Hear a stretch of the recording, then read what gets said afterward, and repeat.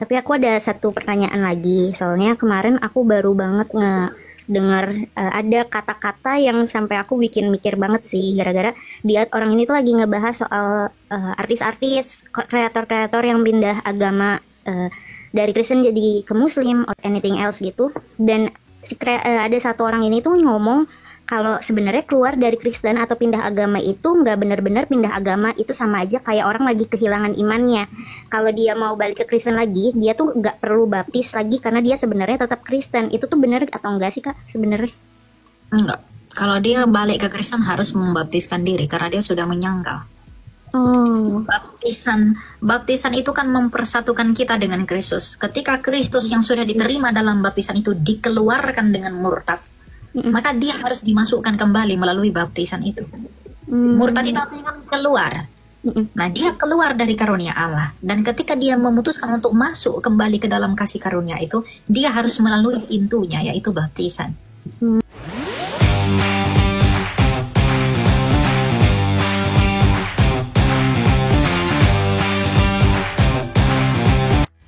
Karena kamu percaya kepada apa yang kamu lihat. Bukankah Kristus berkata, berbahagialah orang yang tidak melihat namun percaya.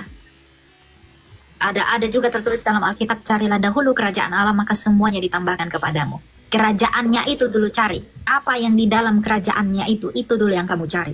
Kamu pengen kaya, kamu punya banyak uang, tapi apa yang Tuhan mau lakukan pun kamu tidak mau pahami. Berarti kamu tidak sedang beriman kepada Kristus. Kamu sedang memanfaatkan Kristus. Jadi kalau kamu tidak mengerti apa yang kamu imani, tapi kamu berharap dia memberkati kamu, sekalipun ia memberkati kamu, itu adalah bukti karunia-Nya, tapi kamunya masih kosong. Ya, jadi saya ngomong begini bukan untuk menghakimi kamu, tapi agar kamu sadar bahwa imanmu itu harus dibangun di atas batu karang yang teguh, yaitu pengakuan bahwa Kristus adalah anak Allah yang telah menyelamatkan kamu dari segala dosa-dosamu, sehingga apapun kondisi kedagingan, apapun kondisi hidupmu, itu tidak akan merubah pengakuan imanmu kepada Dia yang menyelamatkanmu. Itu maksud saya memberitahu hal ini. Bukan untuk mengecilkanmu, menghinamu, dan lain sebagainya, bukan. Tapi biar kamu terbuka. Mengimani Kristus itu apa sebenarnya artinya? Iman kita itu tidak sama dengan iman lain.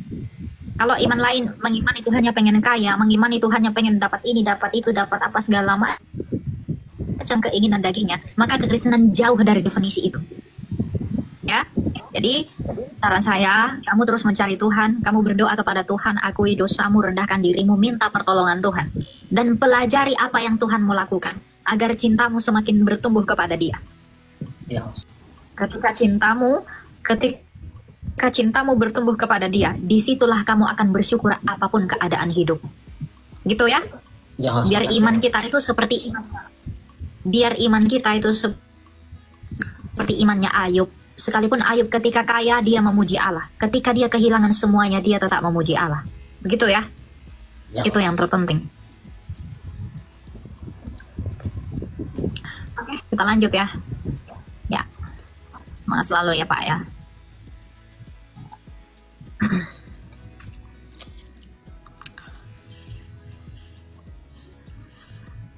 Itu ya, jadi beriman itu jangan beriman seperti orang yang tidak mengenal Tuhan. Iman Kristen itu tidak seperti iman lain, teman-teman. Jadi jangan letakkan dasar pengharapanmu pada kekayaan, pada kemasyuran, pada uang, ya, pada pasanganmu. Kalau kamu mengaku kamu mengikuti Kristus, tapi kamu meletakkan imanmu di atas dasar semua yang dapat dimakan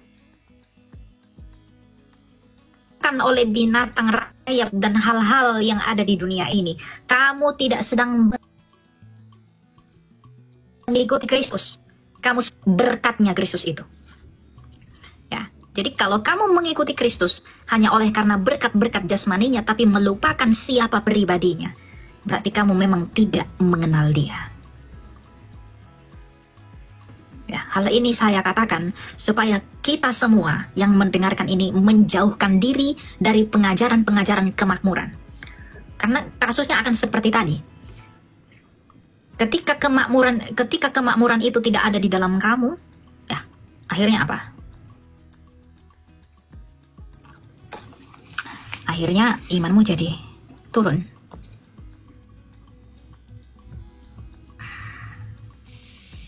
Silakan Aldi Mas. Halo Kak. Ya kalau bisa kameranya tutup aja ya, soalnya nanti nggak lagi.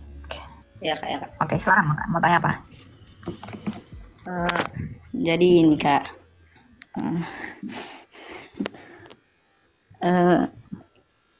Aku punya apa? Aduh, maaf Kak.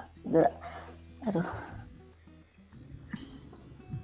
Aku punya kakak, tapi kakak ini sering buat kecewa, nangis, apa semua gitulah sama dia banyak Kak, sampai satu keluarga udah angkat tangan.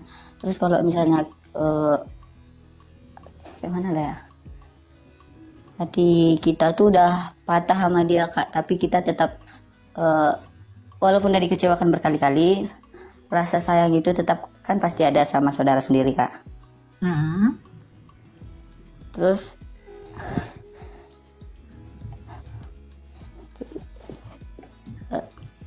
apa namanya Kak, dia udah sering kali dibilangnya cuman nggak bisa sadar gitu Kak.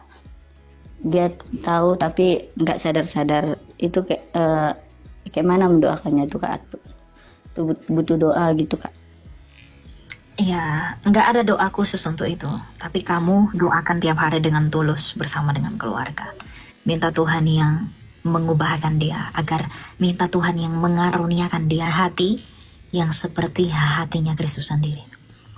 Ya, agar dia mengerti kehendak Allah mana yang benar dan yang tidak.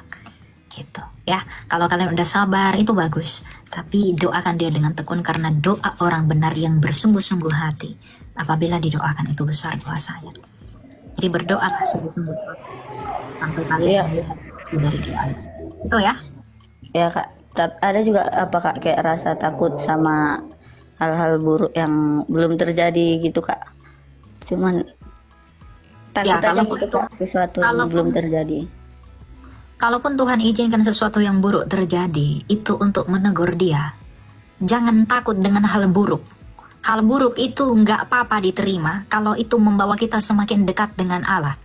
Kadang Tuhan perlu mematahkan kakimu agar kamu tidak liar. Sebagai gembala yang baik, dia perlu mematahkan kaki dombanya yang selalu keluar dari kawanan domba itu.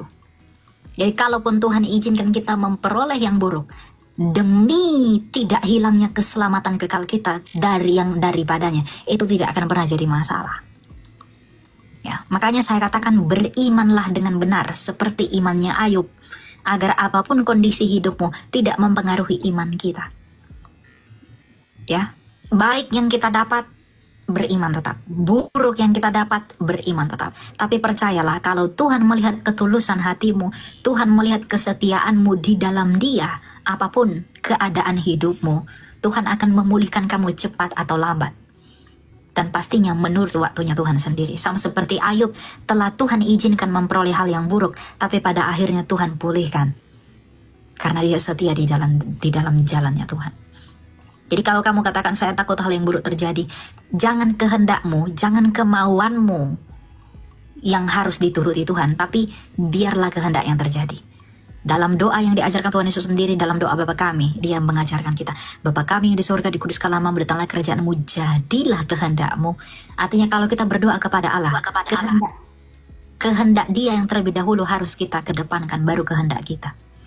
Jadi jangan kemauanmu dulu kamu utarakan, baru kemauan Allah. Nyatakan dulu kehendak dia, baru kehendakmu sendiri. Itu sebagai bukti bahwa kita menghormati dia. Itu sebagai bukti bahwa kita sayang kepada dia. Dan kita percaya kepada apa jalan-jalannya dan rencananya yang dia lakukan buat hidup kita. Tuhan tidak pernah membiarkan kamu mati di dalam maut. Jadi percayalah kepada dia.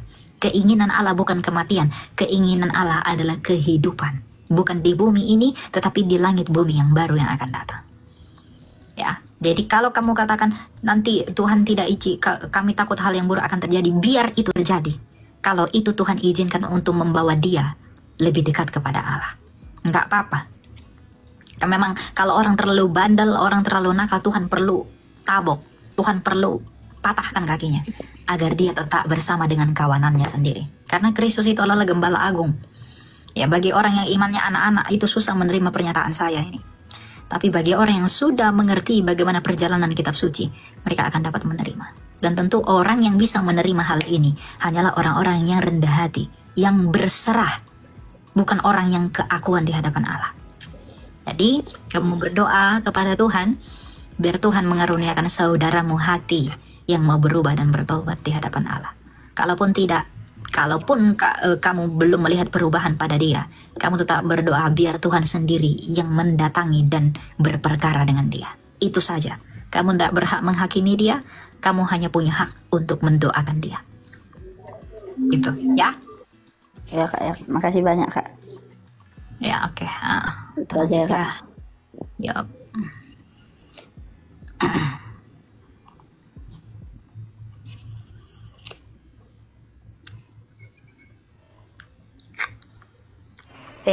Assalamualaikum. Ibu beda ya, udah. Halo. Ya, silakan Halo. Pak. Ada yang mau tanya? Shalom. Oh iya. Ini mau nanya, ini saya kan punya abang. Dia sekarang lagi bertobat katanya. Terus dia bergabung di gereja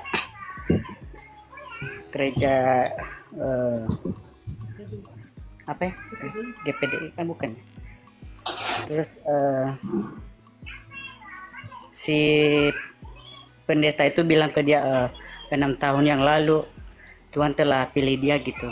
Nanti ada apa tuh karunia, ada nubuat katanya. Benar nggak kayak gitu Kak? Saya tidak bisa bilang itu benar ataupun salah. Karena kita harus melihat ke depannya bagaimana. Dalam Matius 7 Tuhan Yesus mengatakan dari buahnya lah kamu mengenal mereka. Jadi lihat dari buahnya, apakah benar yang dikatakan pendeta itu, apakah benar sesuai dengan yang dia nubuatkan. Kalau itu benar terjadi, belum tentu dia sudah benar. Ya, tapi kalau sudah salah, sudah pasti dia salah.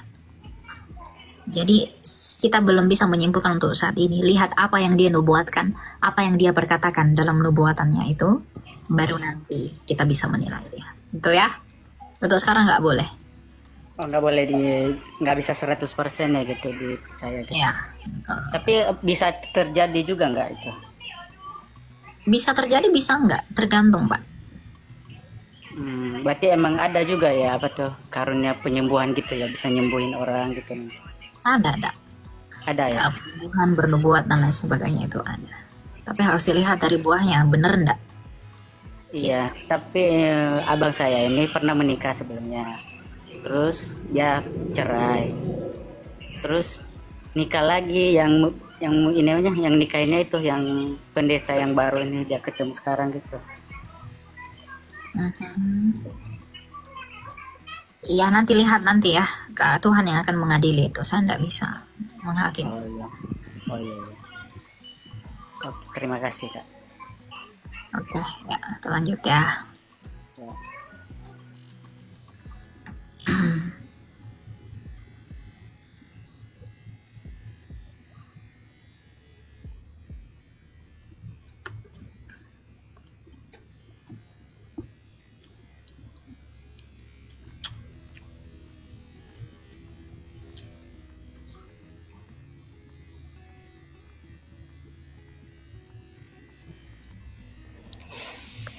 Halo, selamat malam saudaraku.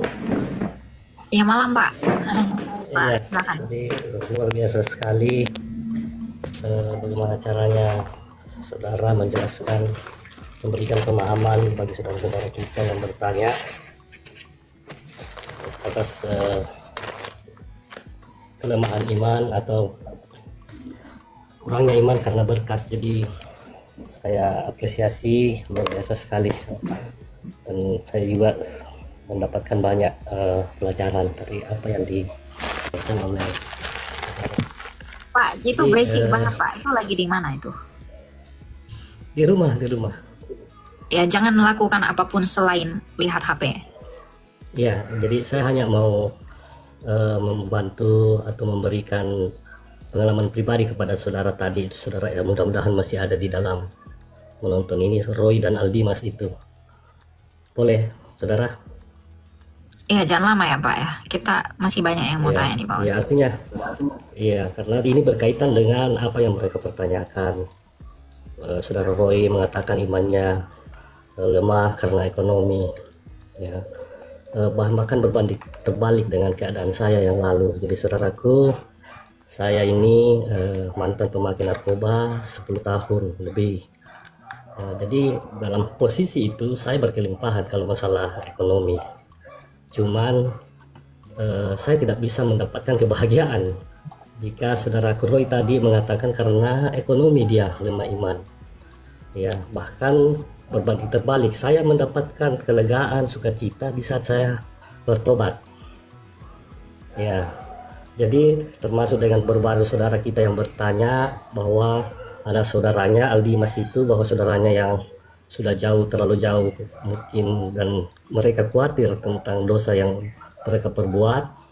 Dan jawaban saudara itu luar biasa, sangat tepat, karena artinya begini, kadang Tuhan memberikan kita pergumulan, ya bahkan terjadi pada diri saya. Dulu saya di penjara karena saya menganggap itu mendapatkan musibah atau masalah. Ternyata dalam posisi itu saya artinya dalam kata bahasa kampungnya, bahwa Tuhan memasukkan saya di bengkel pada saat saya di penjara. Ya mungkin karena saya rusak, akhirnya Tuhan memasukkan saya di bengkel. Yang awalnya saya anggap itu adalah masalah, musibah, karena saya ditangkap, padahal ternyata Tuhan memasukkan saya di bengkel dan memperbaiki saya. Dan itu tergantung dari cara kita untuk mau menerima atau menangkap semua pesan-pesan atau harapan dari Tuhan. Jadi begitu. Jadi saya menceritakan pengalaman hidup saya, saudaraku, dan semoga menjadi kekuatan bagi saudara-saudara kita yang lain, bahwa bukan dengan harta, bukan dengan ini saja yang membuat kita bisa bahagia. Begitu mungkin saudara. Oke Pak, thank you ya Pak ya. Oke, ya terima kasih. Ya, Tuhan berkati. Silakan Sharon, selamat malam. Halo, shalom Kak Elia. Ya, silakan. Kak, aku tuh kemarin abis dapat pertanyaan dari kebetulan teman aku. Dia nanya soal pencobaan itu sebenarnya datang dari Tuhan atau bukan.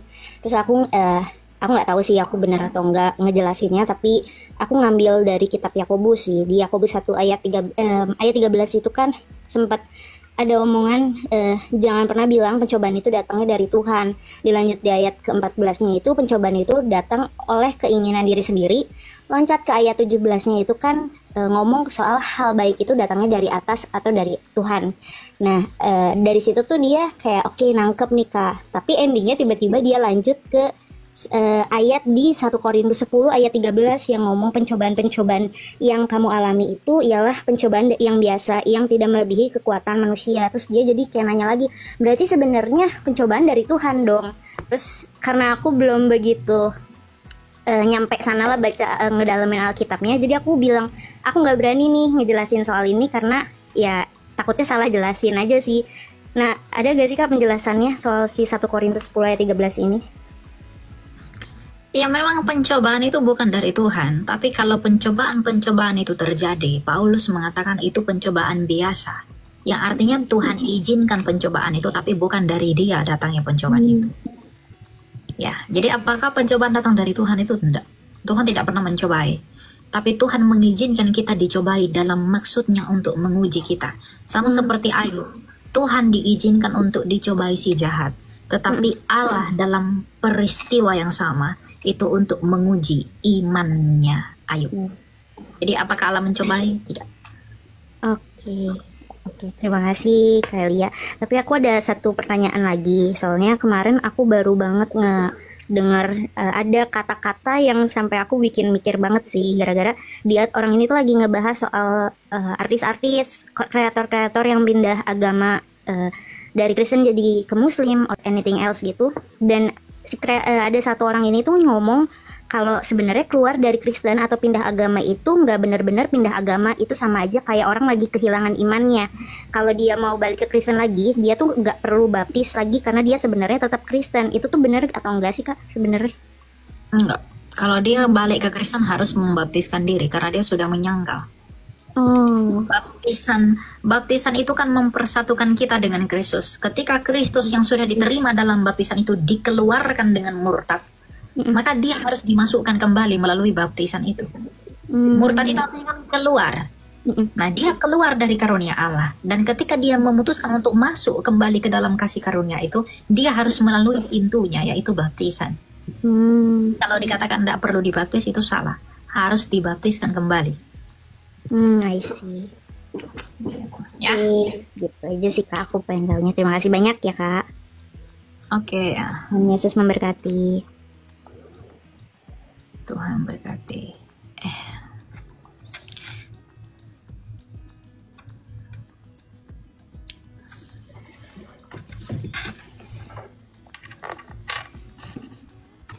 Ini siapa ini ya?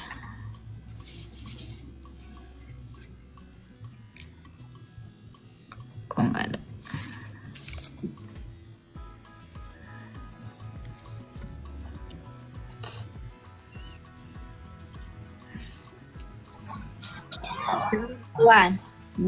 Buara.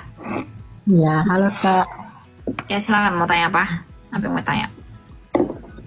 Saya mau tanya itu Kak, tentang patung Bunda Maria. Apa yang mau tanya dari patung Bunda Maria?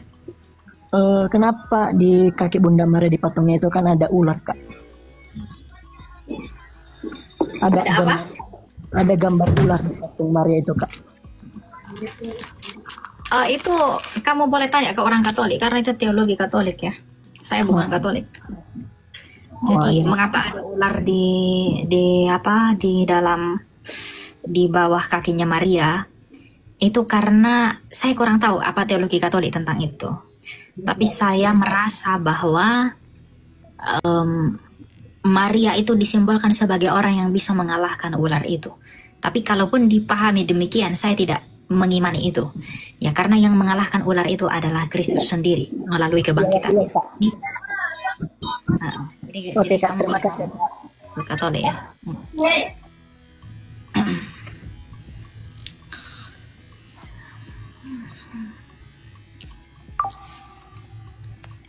Saya kurang mengerti di teologi Katolik ya teman-teman. Kalian boleh tanya ke mereka masalah patung-patung.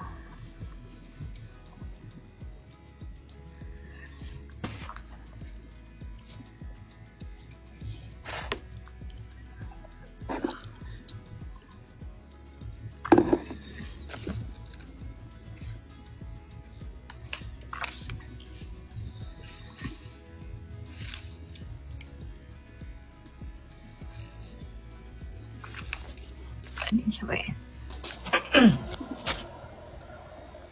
Halo, Iya. selamat malam, Kak Elia. Ya, malam, silakan mau tanya apa? Saya mau tanya terkait penciptaan. Gimana ya mulainya? Ini saya agak gugup sih sebenarnya.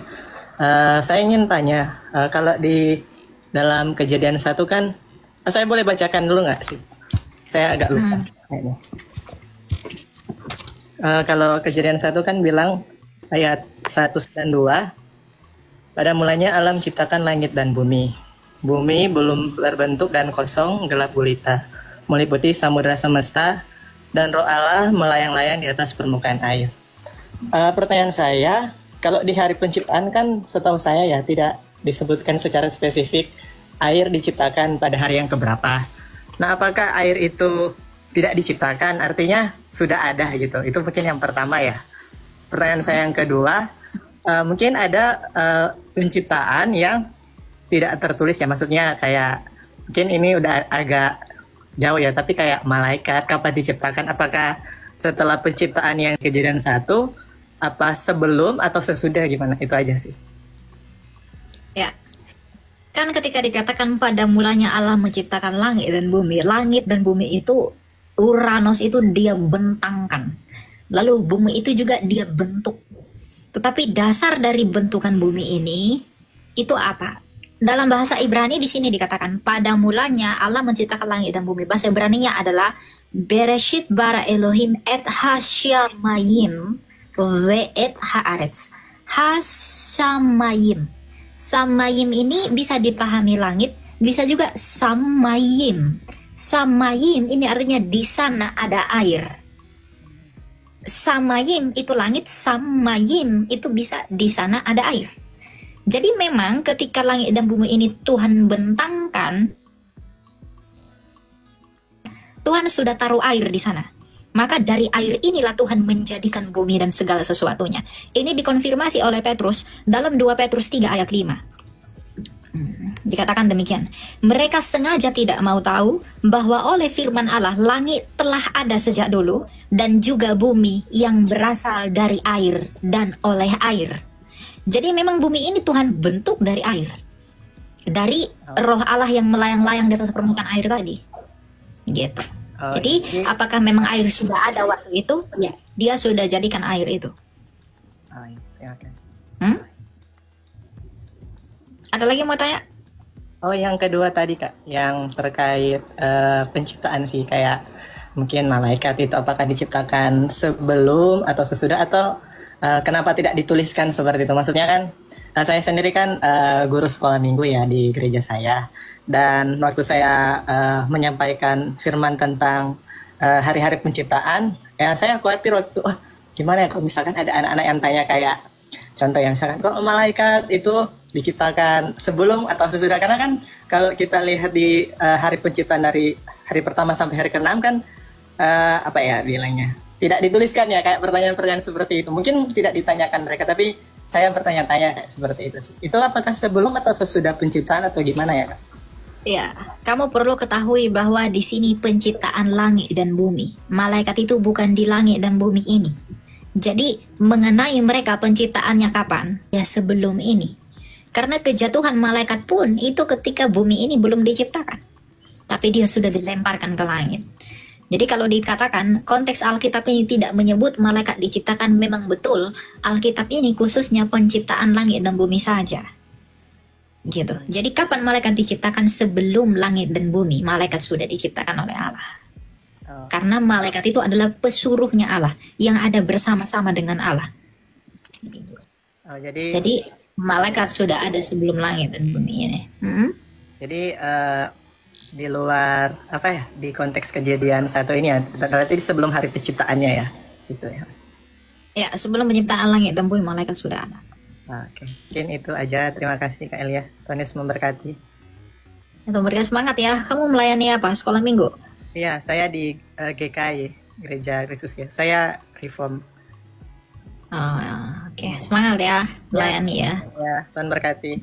Saya izin screenshot ya Kak. Sorry. Oke, terima kasih. Ya, semangat ya. Ya. Ya memang anak-anak ya banyak pertanyaan biasa. Kak ini gimana? Kak ini gimana? Jadi memang guru sekolah minggu tuh perlu dibekali.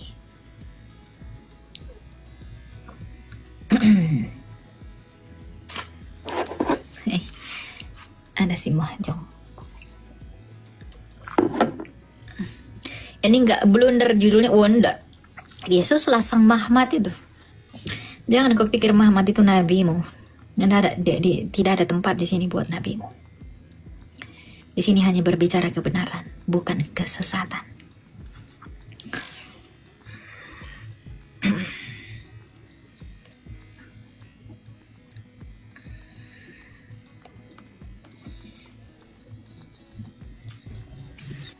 Silakan Bang Pai.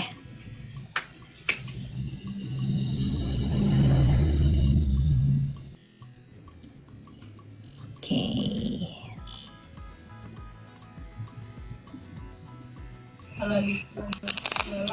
Halo Kak. Temanmu mau tanya apa? Gini Kak, aku kan habis diskusi sama teman ortodoks. Katanya Yesus tidak menebus manusia. Yesus tidak menebus dosa dari manusia, tapi menebus manusia dari dosa. Itu perbedaannya gimana Kak? Memang benar. Yesus itu menebus manusia. Semua Kristen memang bilang menebus manusia. Mana ada Tuhan nebus dosa? Tuhan menebus manusia dari dosa. Bingung sih, kayak perasaanku artinya sama aja gimana?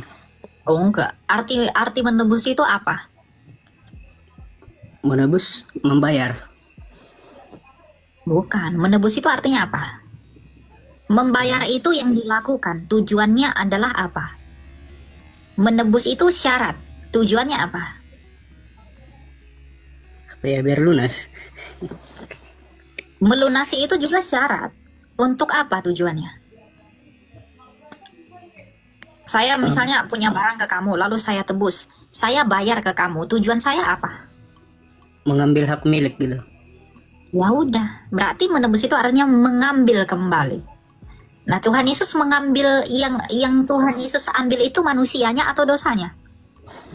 Yang terhilang dari Allah itu manusia kan? Iya, iya. Bukankah begitu? Nah, Iya. ketika manusia terhilang dari Allah, maka yang diambil oleh Allah kembali manusianya atau dosanya? Ya manusianya pas. Manusianya diambil kembali, tapi bagaimana caranya mengambil kembali? Ya dengan membayar. Membayarnya dengan apa? Kayu salib. Dengan penumpahan darahnya Kristus. Jadi kita yang diambil dari dosa. Bukan dosa seperti orang yang terjebak di dalam lumpur hidup. Bukan lumpurnya yang diambil, tetapi manusianya yang diambil dari kuasa lumpur hidup itu. Ya, jadi manusia diambil Allah dari dosa. Bagaimana caranya mengambil manusia itu dari dosa? Dengan membayar. Bagaimana caranya membayar? Dengan tersalibnya ya di kayu salib. Gitu. Ya? Ada lagi nih Kak. Apa itu? Aliran satanik itu menyembah iblis, dan apakah sudah banyak di Indonesia aliran itu? Itu Kak. Ya, satanik itu adalah setiap orang yang tidak mau mengakui Kristus adalah Tuhan dan Rajanya. Musuhnya Kristus adalah setan.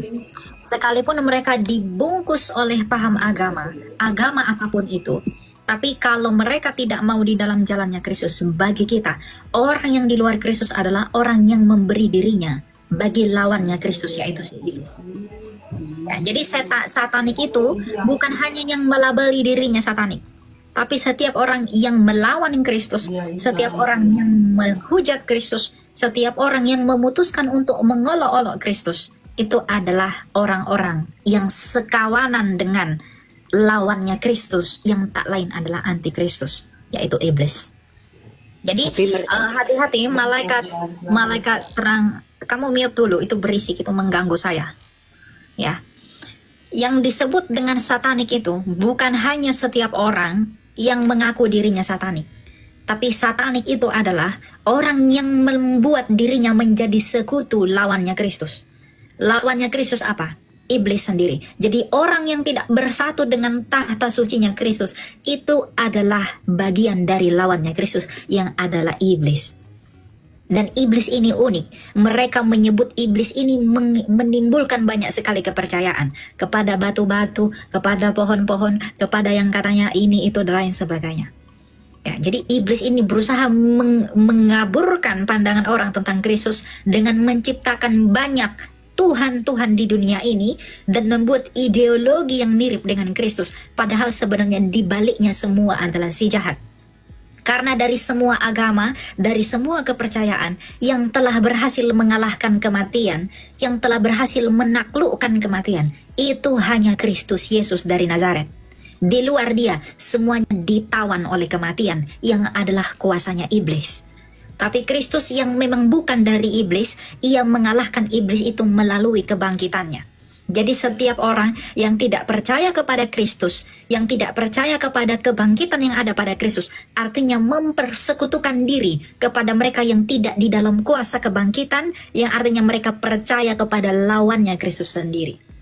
Satanik itu tidak akan mengatakan aku satanik, tapi mereka membungkus ideologi mereka dengan iman-iman yang datang setelah kedatangan Kristus atau bahkan sebelum Kristus. Sebab umat perjanjian lama sekalipun itu berpengharapan kepada Mesias yang dijanjikan Allah kepada Adam, yaitu anak laki-laki. Dan itu adalah Kristus sendiri. Jadi kalau kamu katakan apakah satanik itu banyak? Tidak hanya banyak, dia ada di tengah-tengah kamu. Tidak hanya banyak dia berkomunikasi dengan kamu setiap hari. Bukan hanya banyak dia hidup bersama-sama dengan kamu. Makanya Kristus mengatakan, waspadalah, berhati-hatilah, jadilah terang, jadilah garam dunia. Karena satanik itu tidak di tempat tertentu. Dia ada kemanapun kamu pergi. Setiap manusia yang menghina Kristus dengan menolak anugerahnya, yang dengan demikian mereka tidak mau percaya kepada dia, adalah bagian dari seterunya Kristus. Jadi kamu melihat satanik jangan hanya yang salibnya terbalik, bukan. Yang membuat simbol-simbol yang lain dalam ideologi-ideologi paham yang melawan Mesias, itu adalah antinya Kristus juga. Karena kalau seandainya mereka bersama-sama dengan Kristus, mereka akan merendahkan hati mereka dan menerima Kristus sebagai Tuhan dan Juru Selamat mereka. Karena sampai sekarang pun mereka tidak bisa membuktikan alasan yang cukup untuk menolak Kristus. Karena mereka hanya mengharapkan kedagingan, mereka mengharapkan kemasyhuran, kekayaan, kenyamanan, dan lain sebagainya dengan menolak Kristus. Padahal faktanya di sepanjang sejarah semesta ini sejak berdiri, hanya Kristus salah satu-satunya yang telah memberantas kematian itu melalui kebangkitannya. Di luar dia, known, tidak ada. Jadi kalau orang tidak mau percaya kepada Kristus, berarti bukan hidup yang dia kejar, tetapi yang lain yang ditawarkan oleh iblis-iblis itu melalui ideologi banyaknya kepercayaan. Paham sampai di sini? Lumayan Kak, sama di tengah-tengah kita itu gimana itu? Semua orang yang menolak percaya Yesus di tengah-tengah kamu adalah bagian dari satanik. Jadi jangan memahami satanik itu hanya yang bentuknya salib terbalik lah, apa segala macam. Tidak. Semua orang yang sudah mendengarkan pemberitaan Injil, tapi memutuskan untuk menginjak-injak anak Allah itu dengan menolak anugerahnya, yang hanya oleh karenanya dia boleh diselamatkan. Mereka bagian dari lawannya iblis. Lawannya Kristus. Karena iblis paling senang penolakan akan Kristus. Jadi orang-orang yang senang menolak Yesus, apalagi mengolok-oloknya, menghina-hina dia, itu bagian dari lawannya Kristus sendiri. Makanya ada ajaran yang entah dari mana, dengan membunuh orang lain, mereka bisa masuk surga. Dengan menyakiti orang lain, mereka bisa masuk surga. Ya, dengan memenggal orang lain, bisa masuk surga. Dengan merugikan nyawa orang lain, dia bisa masuk surga. Itu bukti yang nyata dari ajaran yang tak beres itu. Hati-hati, dia ada di sekelilingmu. Dia pakai topeng. Ya, gitu ya. Satu lagi dong Kak. Silakan. Apa itu? Mengenai Trinitas. Apakah Bapa bisa disebut hakikat sekaligus pribadi? Karena kan Bapa itu realita, bukan hakikat. Karena kan Hakikat itu adalah Allah. Realitanya Allah itu adalah Bapa, firman-Nya sendiri dan Roh-Nya sendiri. Hakikatnya Bapa ini adalah Allah, dan Bapa ini adalah realita. Di dalam diri Bapa dia memiliki firman, dia juga memiliki Roh. Maka kalau hakikat Bapa ini adalah Allah, maka hakikat firman-Nya dan Roh-Nya pastilah Allah. Tapi tidak ada tiga Allah, hanya ada satu Allah. Sama seperti saya, kalau hakikat tubuh saya adalah manusia, maka firman yang di dalam tubuh saya, roh yang ada dalam tubuh saya pastilah manusia. Bukan roh saya tidak mungkin rohnya kucing. Firman saya tidak mungkin firmannya kelelawar. Tapi apakah ada tiga manusia? Tidak, hanya ada satu manusia. Jadi hakikat saya manusia, realitanya adalah tubuh, firman, dan roh. Tiga realita di dalam satu hakikat. Nah, Allah pun begitu. Allah itu adalah hakikatnya, realitanya adalah Bapa, firman-Nya sendiri, dan Roh-Nya sendiri. Itu adalah realita dari hakikat Allah itu sendiri. Gitu. Mengerti? Arti hakikat itu kan dasar atau inti atau satu. Bapa itu kan satu, yang di dalam dia itu terdapat tiga pribadi termasuk dia.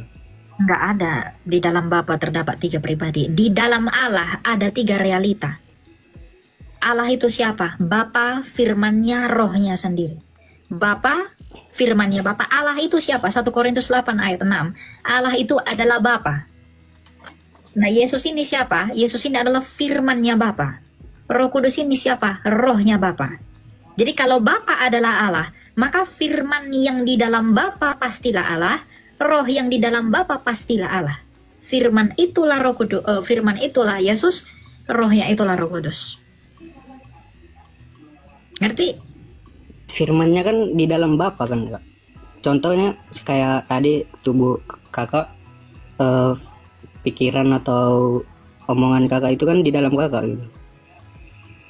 Iya, tapi ada 3 realita kan? Saya punya 3 realita kan? Iya. Firman Hakikat saya ada berapa? manusia satu. 1. Hakikat dia Allah, memiliki firman dan roh. Allah itu adalah Bapa. Ingat-ingat di dalam pikiranmu, Allah itu adalah Bapa. Dan Bapa ini di dalam dirinya, Bapa yang adalah Allah ini, di dalam dirinya dia memiliki firman dan roh. Jadi Bapa ini realita. Nah, firman inilah Yesus, rohnya inilah Roh Kudus. Kalau Bapa ini Allah, realita Bapa ini adalah Allah, hakikatnya adalah Allah. Maka apa yang di dalam Bapa pastilah sehakikat dengan Bapa. Firman itu yang di dalam Bapa pastilah Allah. Roh Kudus yang adalah rohnya Bapa pastilah Allah juga. Tapi apakah ada 3 Allah? Tidak, hanya ada 1 Allah. Berarti setuju ya Kak kalau segala sesuatu sang sumbernya itu adalah Bapa. Sumber adalah memang sumbernya adalah Bapa. Pengakuan iman Konsili Nikea kan pengakuan iman. Sumbernya adalah Bapa. Oke Kak, makasih Kak, udah Kak. Ya. Tuh ya, kita lanjut ya. Kak.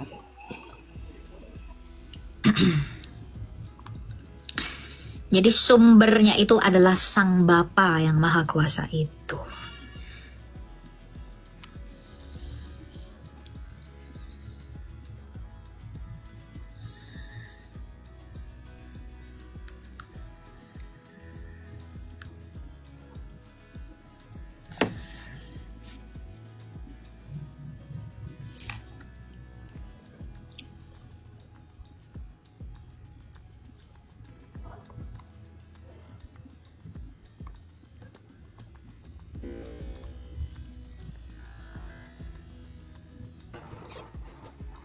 Silakan. Halo, selamat malam. Selamat malam, Kak Ailia. Ya, Mas. Gini, saya mau tanya tentang perjalanan Yesus ya. Yesus itu kan perjalanannya di dalam perjanjian lama dengan perjanjian baru. Nah, di sini apa arti awal dan akhir? Awal dan akhir di sana artinya dia yang memulai, dia yang menutup.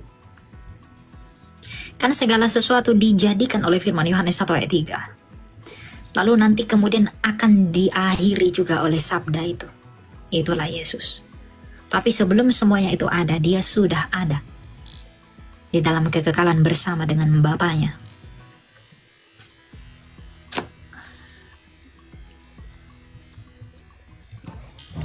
Jadi firman Tuhan itu itulah apa itu? Firman Tuhan itu Yesus, firmannya Allah itu Yesus. Firmannya Allah.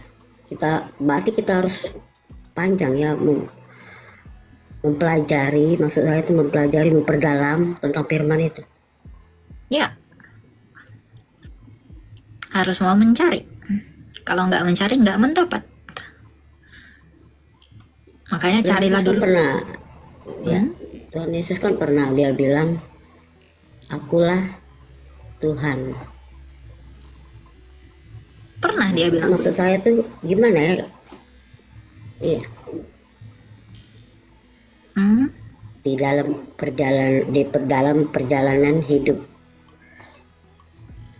Nah, jadi saya tuh seluruh ayat-ayat dalam perjanjian lama perjanjian baru itu kan ada kata-kata jangan takut. Pertanyaannya apa, Pak? Pertanyaannya gini, apa namanya? Tuhan Yesus itu mempunyai murid 12 murid kan? 12 murid. Nah, setiap murid kan beda karakter dalam murid-muridnya itu. Jadi kalau membawa mempelajari tentang perjalanan Yesus di antara murid-muridnya itu siapa? Bagaimana? Yang apa? Yang tentang perjalanan Yesus dengan murid-muridnya yang lebih tahu. Betul. Itu Lalu siapa itu? ya semua murid. Kan semua murid hidup makan minum bersama dengan Yesus. Semua mereka tahu kok. Itu. Mm-mm. Jadi gini, banyak orang-orang Kristen itu nggak mengerti cara berdoa. Ya, Kita lalu juga berdoa kan selalu menyebut Bapa, betul kan? Bapa. Apa kita harus bicara kalau berdoa tuh Bapa baru Yesus gitu? iya, berdoa kepada Bapa di dalam nama Yesus. Kan Tuhan Yesus berkata, mintalah kepada Bapa di dalam namaku. Itu yang benar. Ya udah, Itu yang kita benar. berdoa kepada Bapa dalam nama Yesus gitu. Jadi Bapa dalam nama Yesus. Mm-mm, betul. Gitu ya. Terima kasih Kak Elia. Ya, salam. Iya, Tuhan berkati ya Pak ya, semangat ya.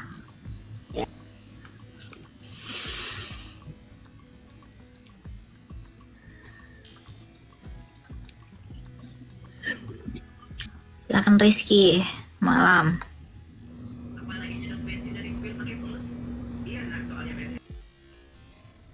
Inilah.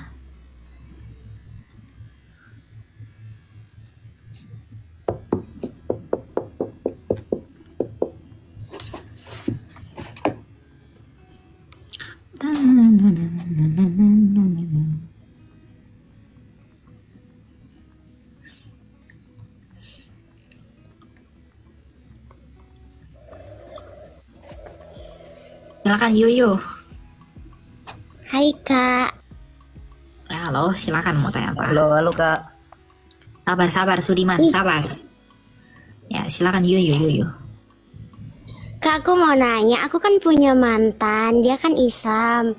Jadi dia tuh bilang kan sama aku, setiap janin itu udah Islam sebelum dia dilahirkan. Emang itu betulan? Tanyalah ke mereka. Iya. Kan yang udah lahir itu kan Islam. Rukun Islam itu kan syahadat, ini lain sebagainya. Bayi itu udah bisa nggak syahadat? Iya, itu belum. Ya udah, jadi ya itu kan klaimnya mereka, ya hargai aja lah, itu iman mereka. Tidak perlu urus itu, tanyalah ke mereka. Tapi Iya, bagi kita, Kak. Lalu katanya itu sudah tertulis dalam Al-Quran, itu katanya. ya itu urusan mereka lah, itu kan Al-Quran mereka kan, kita tidak mengaku itu sebagai kitab suci. Itu kan kitab suci bagi mereka saja kan, bagi kita tidak. Iya, makanya mereka nyebut kita kafir. Nggak apa-apa. Apapun sebutan mereka tentang kita, itu tidak akan pernah sebanding dengan lahirnya mereka belakangan daripada kita yang di awal. Iya, Kak, satu lagi, bagaimana tanggapan Kakak dengan pernikahan beda agama? Nggak boleh. Iya kah? Soalnya banyak yang kayak gitu. Jadi kamu mau nikah beda agama? No, enggak. Pacarmu udah keputuskan? OTW Kak. OTW diterusin. Malam ini setelah ini juga putuskan. Kalau kamu nggak putuskan, kamu bisa diambil jadi miliknya loh. Emang kamu mau? Apa pindah agama kah? Tidak. Kamu nanti diambil jadi miliknya, nggak boleh. Kamu harus hati-hati. Ya, Iya. pasti. Jadi kamu harus putuskan hari ini juga. Oke, karena kita nggak boleh. Kamu tadi bilang mantan. Itu kan itu mantanku satu lagi, tapi kalau yang ini beda gitu. Tapi orang Kristen, atau non? Non. Nggak boleh. Orang Kristen banyak cakep-cakep kok. Ya, kamu nanti bukan gimana-gimana ya, apalagi kamu masih kecil ya, kamu masih unyu-unyu ya, nanti kamu ditarik menjadi milik mereka. Nanti kamu disusupi ideologi tadi kan udah mulai dimasukkan ke kamu. Dari kecil kamu adalah Islam, sejak bayi kamu Islam, sejak ini itu perlahan-lahan akan masuk dan kamu akan terpengaruh. Jadi kalau bisa kamu jangan berhubungan dengan, maksudnya berhubungan sebagai manusia itu harus. Kita harus berhubungan dengan iman apapun. Tapi kalau untuk menjadi satu dengan kamu harus cari yang benar-benar mengerti siapa Kristus itu. Karena Alkitab berkata, hai laki-laki tunduklah kepada Kristus, dan perempuan harus tunduk kepada laki-laki. Jadi carilah laki-laki yang tunduk kepada Kristus, bukan laki-laki yang tidak tahu siapa Kristus. Agar kamu juga mengerti siapa Tuhan kamu. Gitu Yoyo. Jadi kamu cari laki-laki yang tunduk kepada Yesus. Yang mengerti siapa Tuhan, yang mengasihi, yang mencintai. Bukan yang hanya mengerti Yesus tapi tidak melakukan, bukan begitu. Ya.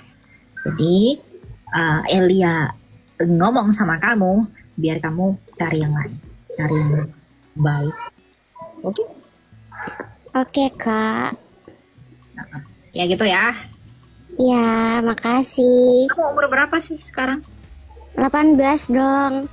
Kak kira masih bocil. Ya udah 18, gak apa-apa. Kamu udah tahu yang baik, yang salah. Iya, intinya jangan jual Yesus atau pindah agama demi cinta ataupun harta. Gitu lah. Betul, serah. Ya, keren ya. Kamu harus tetap semangat ya. Oke. Ya, Tuhan berkati. Oke, Kak. Ya. Lanjut ya.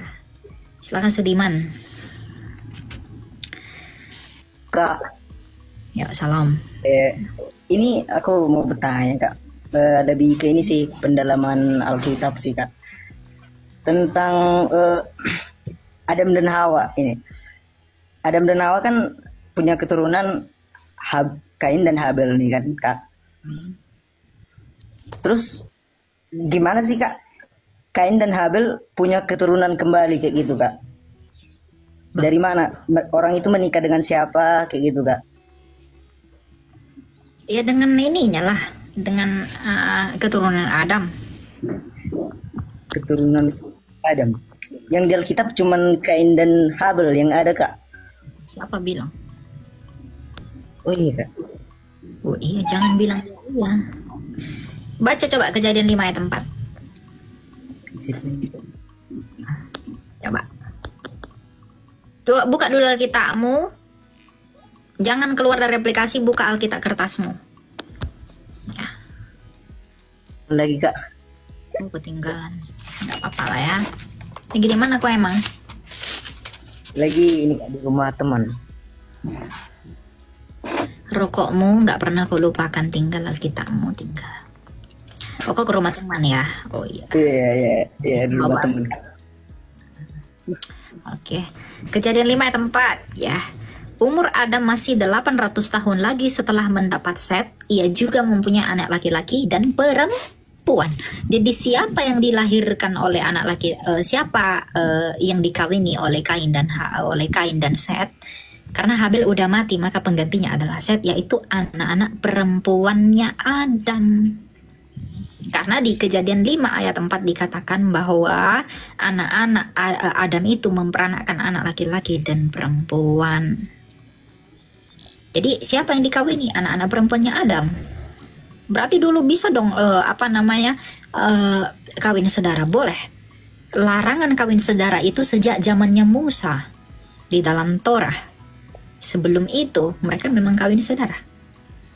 Oh iya. Makasih ya Kak ya. Cuman bertanya-tanya aja ya, kan banyak juga jawaban yang sesat. Ada yang bilang kayak mana ya? Si Kain jadi nikah kawin lagi sama ibunya kayak gitu. Jadi kayak gitu. Kainnya kawin lagi sama ibunya kayak gitu. Enggak. Tadi kamu udah baca kan bahwa Adam itu memiliki anak-anak perempuan. Jadi siapa yang dikawini oleh Kain dan Set, yaitu anak-anak perempuannya Adam. Oh berarti boleh dong kawin saudara, boleh. larangan kawin saudara itu dari zamannya Musa di dalam Torah. Setelah itu baru ndak boleh kawin saudara. Gitu ya. Oke Kak. Makasih ya Kak ya. Yo, Tom. God bless. Ya.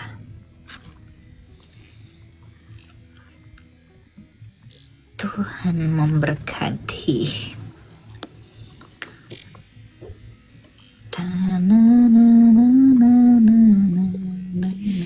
Silakan Pak, mau tanya apa Pak? Selamat malam Kak. Ya, silakan. Mau tanya apa? Saya ingin bertanya tentang apa itu kelahiran baru menurut pandangan Kristen Kak. Kelahiran baru adalah mati dan bangkit bersama-sama dengan Kristus. Itu lahir baru. Lahir baru adalah pertobatan, menjadi ciptaan baru di dalam Kristus. Sebagaimana yang dikatakan oleh Rasul Paulus, kita semuanya menjadi ciptaan yang baru, manusia yang baru. Ya, itu artinya hidup baru, Pak. Iya Kak. Apakah orang yang sudah lahir baru akan tetap berdosa atau tidak lagi? Orang yang lahir baru pasti akan jatuh dalam dosa, tetapi tidak mau lagi hidup di dalam dosa. Bedanya orang lahir baru dengan orang yang tidak lahir baru itu adalah keinginan keinginan berbuat dosa itu ada, tetapi mereka membenci dosa. Sekalipun mereka bisa jatuh ke dalam dosa, tapi mereka benci dengan dosa. Sama seperti bebek dan ayam. Kalau mereka jatuh ke dalam air, ayam itu sekalipun jatuh ke dalam air, dia pengen berusaha keluar dari air itu. Karena dia nggak nyaman dalam air. Dia akan selalu berusaha keluar dari air. Begitulah orang yang lahir baru. Beda dengan bebek. Bebek jatuh dalam air, dia nggak mau keluar. Dia berenang-berenang aja dalam air itu. Menikmati. Jadi tanda orang lahir baru atau tidak itu apa? Orang lahir baru akan membenci dosa. Sekalipun ia masih kadang jatuh dalam dosa. Tapi orang yang belum lahir baru adalah orang yang tidak akan merasa bersalah atas dosanya. Dia orang-orang yang ya udah berdosa aja sepuasnya. Tanpa merasa bersalah, tanpa merasa terhakimi dan lain sebagainya. Begitu. Itu bukti orang hidup lahir baru. Karena tidak ada orang setelah percaya Yesus tidak berdosa lagi. Tidak ada itu. Semuanya pasti berdosa. Makanya dalam 1 Yohanes 1 ayat 9 dikatakan, Ia adalah setia dan adil, jikalau kamu mau mengaku dosamu, Ia akan menyucikanmu dari segala pelanggaranmu. Makanya setiap hari sebelum kamu tidur, sebelum kamu memulai harimu, mintalah pengampunan dosa kepada Allah. Isi doamu itu jangan minta yang enak-enak. Jangan minta mobil, minta harta, minta rumah. Isi doamu itu harus apa? Minta pengampunan dosa, minta dikuduskan, rendahkan dirimu, bersyukur. Itu isi doa orang Kristen tuh harus begitu. Jadi merenungkan kembali apa yang Kristus telah lakukan bagi kita manusia yang menjadi simbol dan tanda kekayaan kita.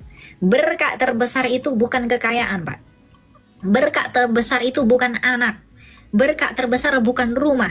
Berkat terbesar bukan kamu bisa ke luar negeri. Berkat terbesar adalah pengampunan dosa. Jadi kalau kita setiap hari datang kepada Allah, meminta Allah meneguhkan kita, memberikan kita hati yang mau bertobat, dan Dia akan mengampuni kita, itu berkat terbesar. Kamu punya semuanya, tapi kamu tidak beroleh pengampunan di dalam dosa, pengampunan dosa, itu tidak akan menolongmu ketika kamu mati. Tapi sekalipun kamu miskin, tapi kamu memiliki pengampunan dosa di dalam dan melalui Kristus, ketika kamu mati, kamu akan berbahagia. Sebagaimana yang dikatakan Lukas 16 tentang orang kaya dan Lazarus. Lazarus begitu miskin, tapi ketika ia mati karena ia punya iman, ia berbahagia di pangkuan Abraham. Tapi orang kaya, karena dia tidak punya iman kepada Tuhan, ketika dia mati, dia menderita. Ya, jadi kekayaan orang Kristen apa? Iman itu sendiri. Yang oleh karena iman itu, kita beroleh apa? Pengampunan dosa. Jadi kekayaan Kristen itu pengampunan dosa. Bersyukurlah setiap hari oleh karena itu. Oleh karena pengampunan dosa yang Tuhan telah lakukan dan berikan kepada kita itu. Itu ya.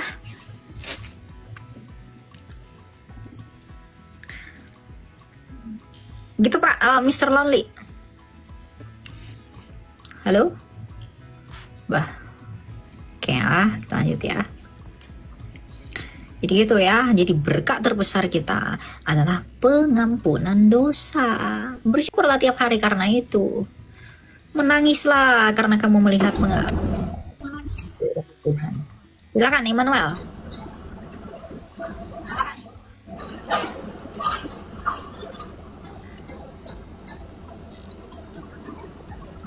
Aduh. Lagi mandi dia kayaknya. Naik lagi ke sini. Gitu ya, teman-teman ya. Jadi ubah mindset ke Kristenan. Samuel. Halo, Mm-mm. Kak, aku mau nanya dong. Apa itu? Kan kita ada namanya itu minum anggur ya sama roti. Mm-mm. Nah, terus kan ada kalau di gereja daerah sama di gereja di kota itu sedikit agak berbeda. Contohnya, kalau di gereja daerah itu lebih ke pengampunan atas dosa kita, tapi kalau di gereja kota itu dia lebih ke minta tubuh kita diobati, dijauhkan dari segala penyakit seperti itu. Kenapa bisa berbeda, Kak? Ya itulah tujuan dari perjamuan kudus itu yang salah. Perjamuan kudus itu bukan untuk kesembuhan apa segala macam, bukan. Tujuan perjamuan kudus itu adalah mengingatkan kembali tentang pengorbanan Kristus, mempersatukan kita dengan Kristus. Kan Tuhan Yesus bilang, ingatlah akan aku dengan melakukan perjamuan kudus.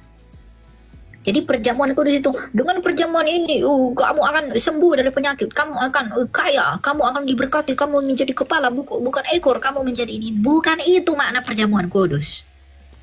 Makna perjamuan kudus adalah kamu menghayati kembali bahwa kamu telah dipersatukan oleh kematian dan kebangkitan Kristus atas apa yang ia lakukan 2000 tahun lalu. Tapi apakah perjamuan kudus bisa menyembuhkan? Bisa. Bisa. Perjamuan kudus bisa menyembuhkan. Tapi hati-hati. Perjamuan kudus juga bisa membunuh kalau dilakukan secara tidak layak. Dalam 1 Korintus 11 ada tentang perjamuan kudus yang salah. Itu mati kalau dia tidak layak menerima itu. Ya, jadi perjamuan kudus itu harus dilakukan dengan hati-hati. Kan Tuhan Yesus berkata, inilah tubuhku, inilah darahku. Lakukan dengan cara seperti itu. Jadi bukan untuk dipermainkan, bukan maknanya diselewengkan dengan ini kamu sembuh. Kalau kamu pun jadi sembuh dan lain sebagainya, itu efek yang lain dari perjamuan itu. Tapi poin dan inti mengapa kita melakukan Ekaristi, mengapa kita melakukan perjamuan kudus adalah memperingati Kristus atas apa yang dia lakukan, menyembah Kristus melalui perjamuan kudus itu. Itu poin dari Ekaristi itu, bukan yang lain-lain. Ya. Boleh nanya satu lagi nggak, Kak? Bagaimana dengan minyak urapan? Kenapa di gereja daerah itu nggak ada? Nggak apa-apa, itu nggak kewajiban minyak urapan tuh. Oh begitu. Oke deh Kak, makasih ya Kak atas jawabannya. Oke, ya. Jadi kalau kalian, aku mau perjamuan kudus biar aku disembuhkan iniku, apaku, asam uratku, batu ginjalku, waduh, kamu nggak ngerti mengapa perjamuan kudus itu dilakukan. Perjamuan kudus itu bukan untuk kesejahteraan daging, tapi untuk pemulihan jiwa, pemulihan hawa nafsu. Karena itu bekerja secara misteri oleh Allah itu sendiri. Kalau ada orang menerima perjamuan kudus untuk kesembuhan lo apa rematik apa segala macam, bukankah kita sadar tiap hari kita seperti babi yang memberi diri kepada kubangan lumpur? Bukankah kita tiap hari seperti babi yang bermandi dalam lumpur? Manusia yang selalu melayani dosa. Jadi tujuan perjamuan kudus itu adalah meneguhkan pengharapan kita bahwa kita telah menang atas dosa dengan menerima Kristus yang telah menang atas dosa. Itu tujuannya, bukan yang lain-lain.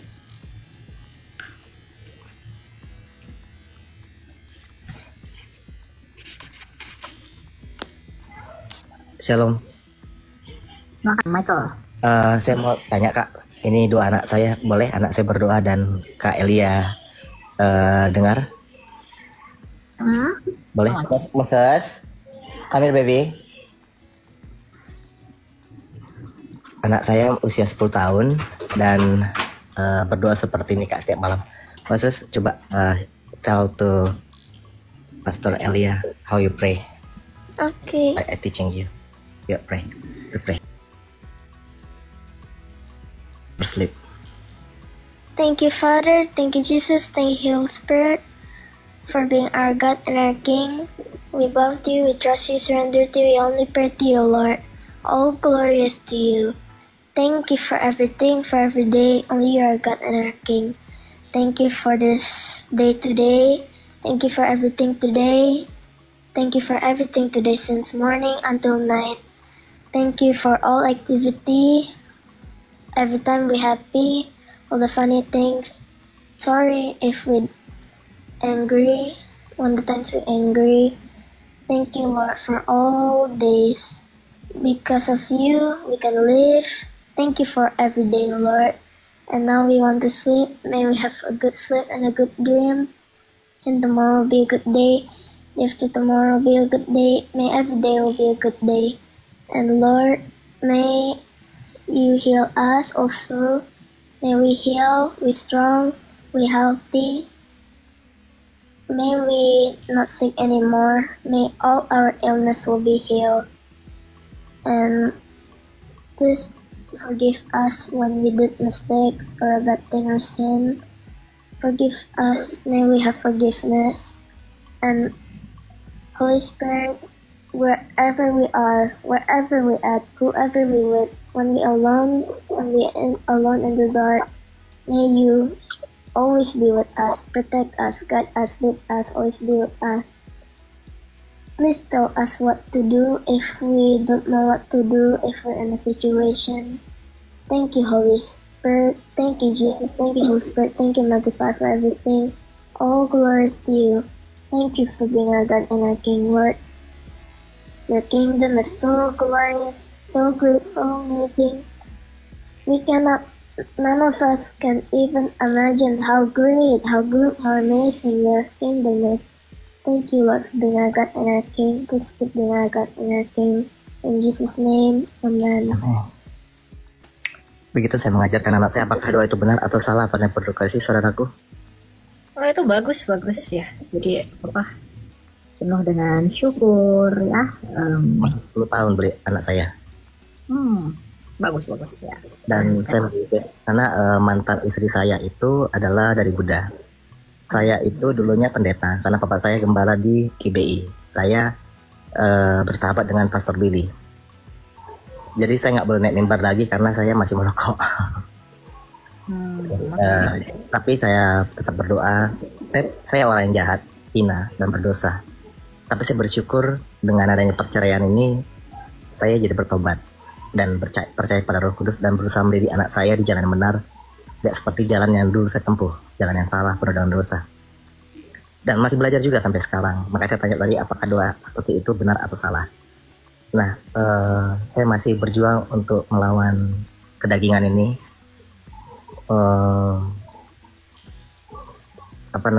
Saya rindu untuk melayani lagi, bisa melayani lagi karena Pastor Billy bilang, Mike, kamu kalau naik mimbar masih merokok, apa yang mau kamu transfer ke jemaat? Seperti itu. Tapi saya rindu melayani, Bill, saya bilang. Karena saya juga imam musik, main drum, saya dulu worship leader.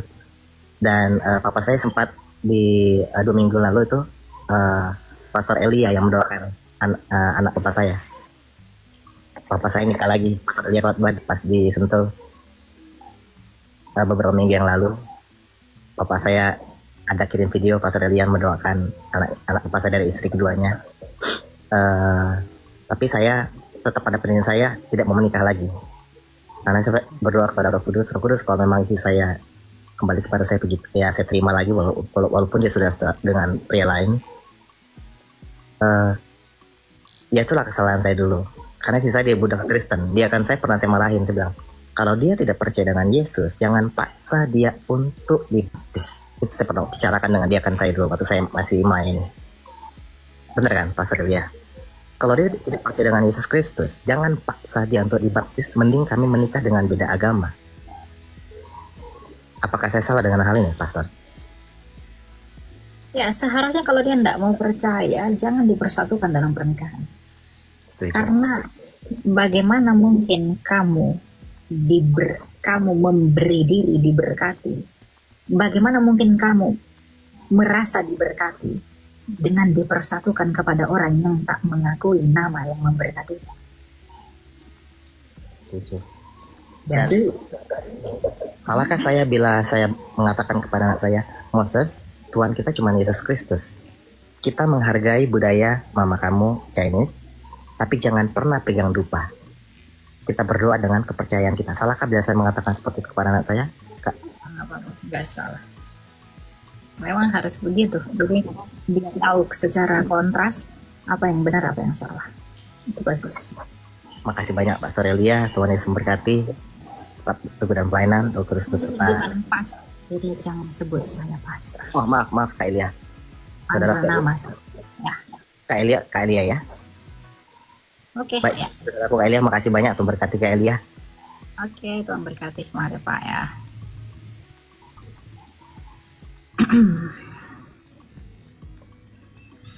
Jangan sebut saya pastor. Saya bukan pastor. Ya.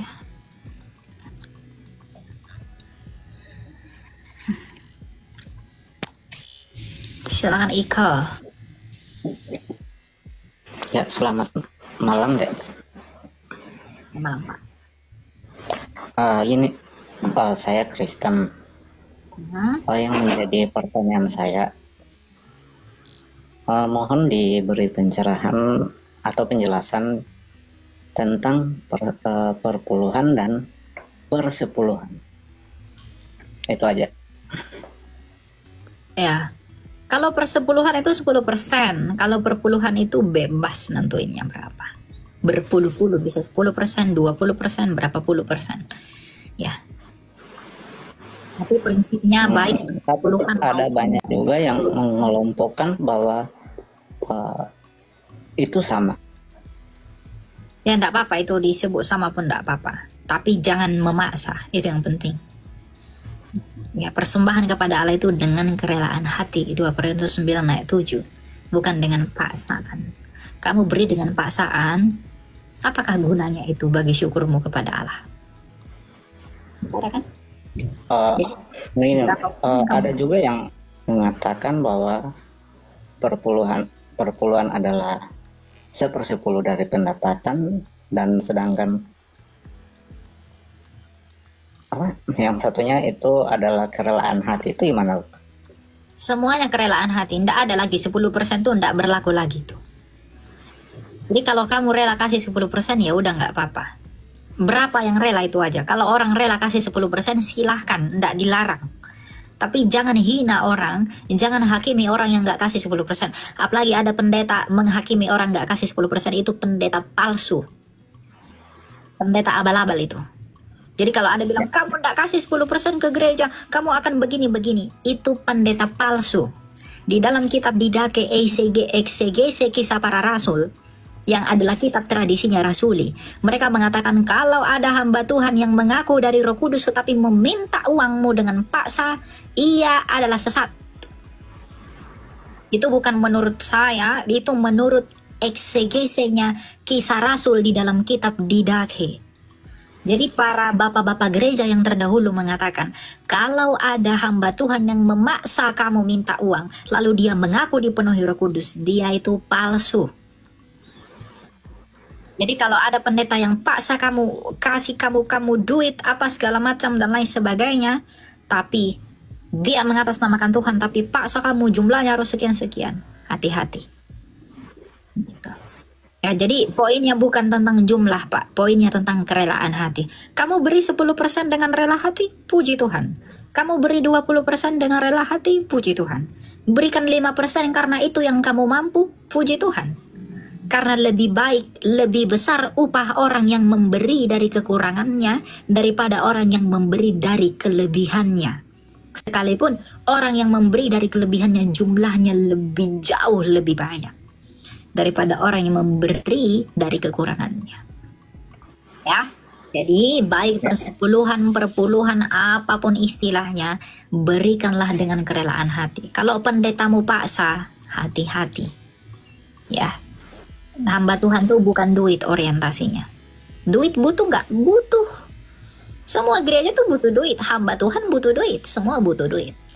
Tapi ingat, sekalipun kita tidak makan oleh karena kita bekerja di dalam Allah, sekalipun ya, sekalipun kita menderita oleh karena pekerjaan Allah, itu seharusnya tetap membuat kita bersyukur karena itu anugerah. Kristus berkata berbahagialah. Kalau Kristus berkata berbahagialah, apakah pentingnya perutmu? Apakah pentingnya isi perutmu? Tapi sekalipun demikian, tapi firman Tuhan berkata dia tak akan membiarkan kamu. Kalaupun dia terlihat membiarkan, dia sedang menguji kamu dan saya. Ya, jadi mindset iman, mengerti Kristus, itu bukan merenungkan apa yang kamu kasih, tapi kamu merenungkan apa yang telah Allah beri kepada kamu.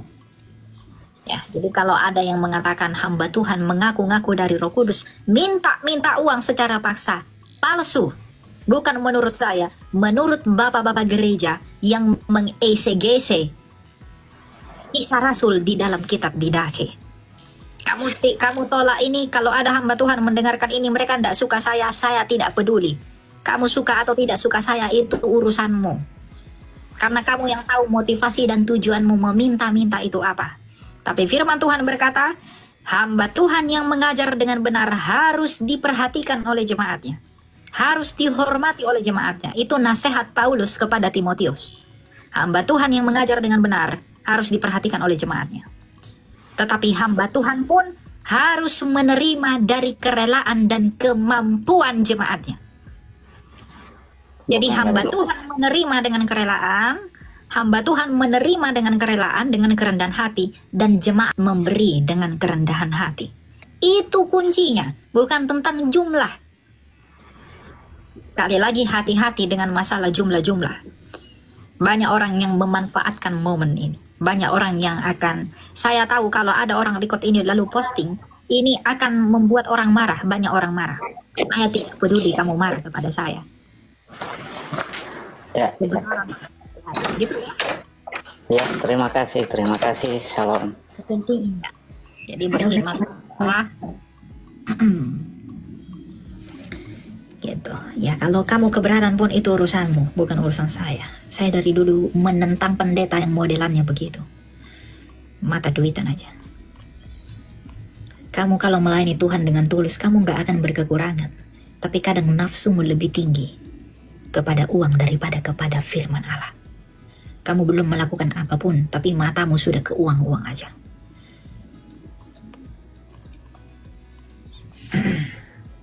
Jadi kalau ada hamba Tuhan paksa kamu paksa kamu kasih uang, tapi hidupnya mewah sekali, lebih baik kamu kasih perpuluhanmu kepada hamba Tuhan yang hidupnya menderita.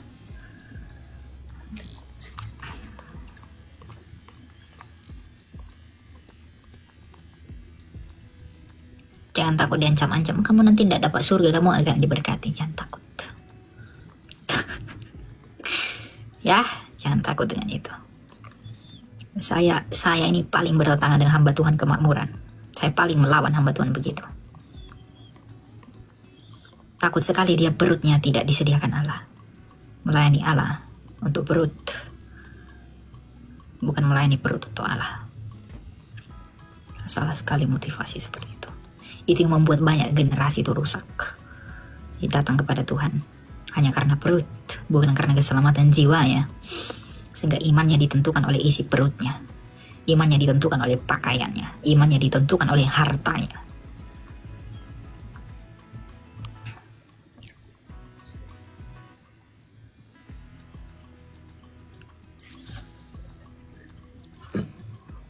Aduh. Silakan Mama Mia. Selamat malam Kak Elia, terima kasih udah naikin. Kak Elia, saya mau tanya mengenai perjamuan kudus yang tadi ada temen bertanya. Saya mau tanya yang mengenai peruntukan perjamuan kudus itu kepada siapa, dan apakah anak-anak yang belum dibaptis boleh minum perjamuan kudus?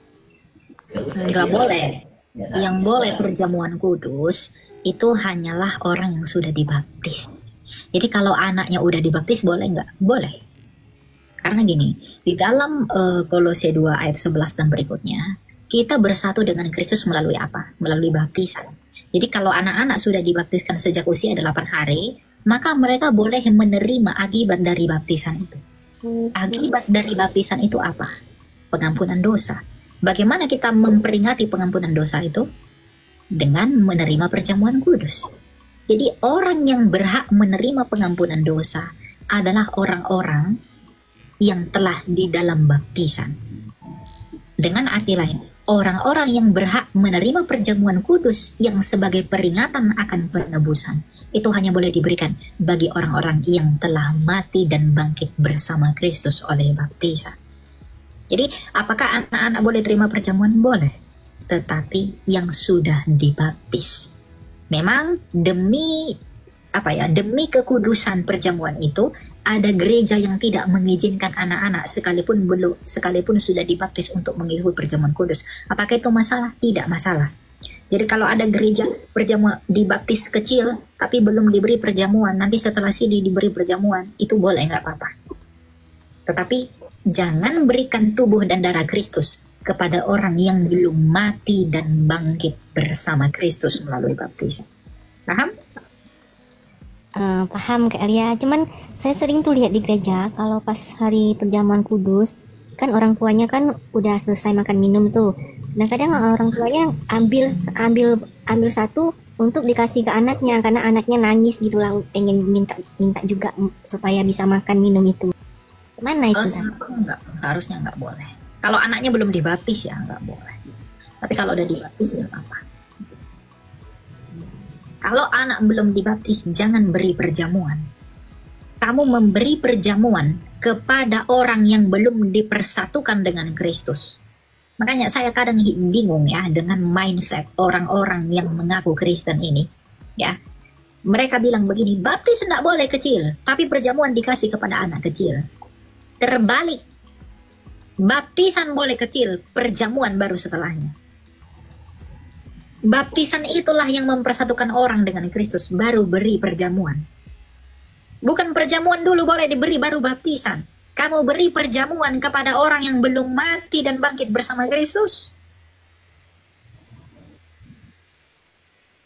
Itu ada dasar ayatnya nggak Kak Eli? Iya, Kolose 2 ayat 11, 12, 13 tadi. Dan 1 Korintus 11, baca semua secara keseluruhan. Jadi bersama Kristus kita mati dan bangkit. Baru setelah kita di dalam Kristus, baru kita boleh terima perjamuan. Jadi ini kebalik, ada yang anak-anak dikasih perjamuan tapi nggak dibaptiskan. Anak-anak dikasih perjamuan tapi nggak dibaptis. Gimana itu? Anak-anak dibolehkan perjamuan tapi nggak dibolehkan dibaptis. Terbalik kan? Harusnya dibaptis dulu baru terima rahmat dari baptisan itu, yaitu perjamuan kudus. Karena perintah Yesus itu baptisan. Baru kita mengikuti perjamuan. Karena perjamuan itu adalah upah dari baptisan itu. Apa yang kita peroleh di baptisan itu menimbulkan kita menerimanya kembali dalam perjamuan kudus. Meterai baptisan, lalu kita menerima akibat dari meterai itu, yaitu perjamuan kudus yang kita lakukan. Boleh setiap minggu, boleh tiap hari, kapanpun. Tapi ini enggak, banyak yang terbalik. Baptis perjamuan dulu, baru baptis. Gitu ya. Terus ada tanya lagi, untuk pengetahuan Kak Elia, itu untuk baptisan gereja Pantekosta pada umumnya, itu anak-anak minimal usia berapa Kak? Baptisan Pentakosta itu baptisan gimana? Baptisannya? Maksudnya gini, kalau Katolik itu kan dari dia lahir kira-kira berapa bulan kan mereka pakai baptisan peci. Nah kalau untuk gereja kita Pantekosta itu biasanya umur berapa baru bisa dibaptis? Saya tidak tahu Pentakosta bisa membaptis umur berapa tahun ya. Tetapi apakah anak SMP udah boleh baptis seperti itu maksudnya? Anak sejak usia 8 hari itu sudah boleh dibaptis. Kenapa? Dalam Kolose 2 ayat 11 dan berikutnya tadi, baptisan itu adalah tanda yang baru menggantikan sunat. Jadi kalau sunat itu menanggalkan kulit hitam kita, tapi baptisan itu menanggalkan tubuh kita yang berdosa di dalam baptisan. Nah, Jadi kalau sunat bisa dilakukan sejak usia 8 hari dalam Kejadian 16:17, maka baptisan pun boleh dilakukan sejak usia 8 hari. Karena baptisan itu adalah penggenapan dari tanda sunat. Sunat itu menandai umat pilihan Allah. Baptisan itu menandai umat pilihan Kristus di Perjanjian Baru. Jadi kalau sunat bisa dilakukan sejak usia 8 hari oleh iman orang tuanya kepada anak-anaknya di Perjanjian Lama, maka baptisan bisa dilakukan sejak usia 8 hari oleh iman orang tuanya kepada anak-anaknya. Nanti setelah besar diberi katekisasi, diberi CD untuk belajar apa yang telah ia peroleh di dalam rahmat baptisan itu. Begitu.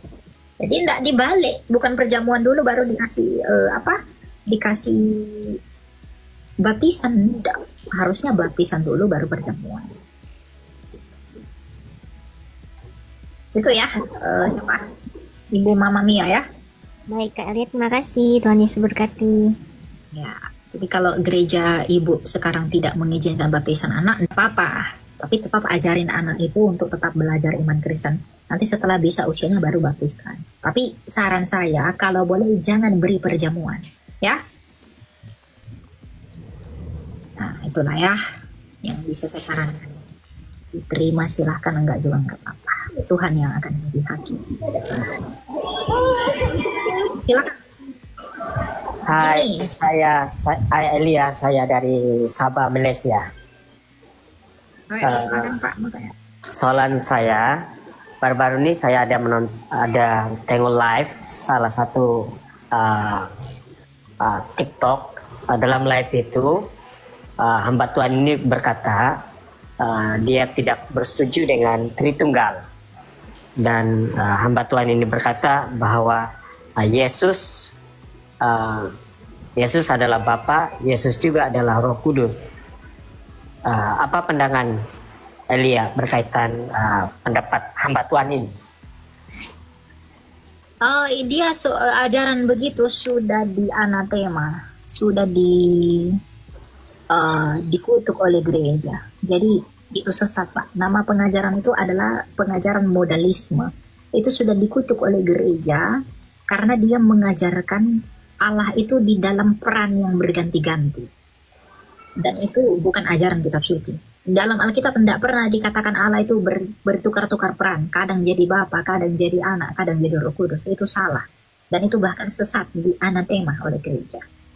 Nah, tetapi Tritunggal itu adalah rumusan atau formula tentang bagaimana Allah yang satu itu. Bapa yang memiliki firman dan roh. Kalau dia menolak rumusan Bapa yang memiliki firman dan roh, artinya mereka mengatakan Allah itu tanpa firman, tanpa roh. Berarti Allah mereka bisu dan mati. Jadi Allah itu bagaimanapun harus Tritunggal. Tidak boleh itu ditolak. Karena Allah itu harus hidup dengan memiliki roh, dan Allah itu harus mencipta dengan memiliki firman. Jadi Allah Tritunggal itu bukan berbicara tentang berapa Allah, tapi berbicara bagaimana Allah yang hidup itu. Allah yang hidup adalah Bapa yang memiliki firman dan roh itu. Oleh roh ia menghidupkan, oleh firman ia menjadikan. Jadi Bapa, firman-Nya yang menciptakan, rohnya yang menghidupkan, yaitu Roh Kudus, itulah Tritunggal. Kalau ini ditolak, berarti mereka tidak percaya Allah pencipta dan Allah yang menghidupkan. Gitu. Ya? Satu lagi soalan. Hamba Tuhan ini juga berkata, Yesus tidak mati sebagai manusia, tetapi mati sebagai flesh, tubuh. Dan hamba Tuhan ini berkata Yesus itu Tuhan dan tidak mengakui Yesus itu sebagai manusia, tetapi yang mati di salib itu ialah sebagai tubuh.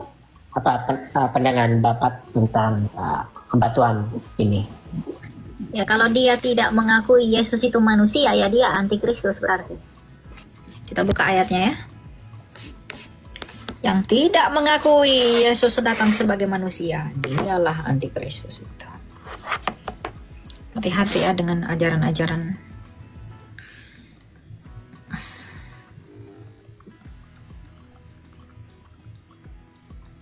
banyak ajaran sesat. Gak jelas.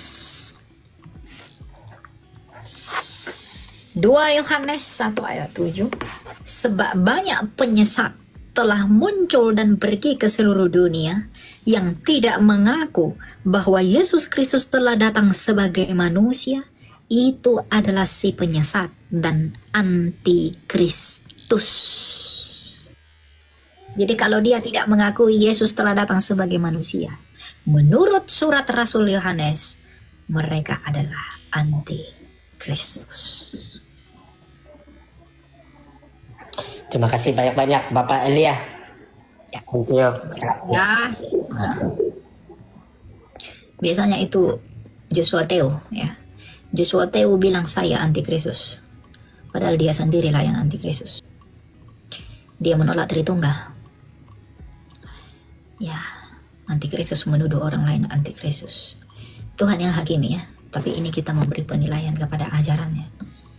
Menilai. Biarlah Tuhan yang berperkara dengan semua pengajaran mereka itu.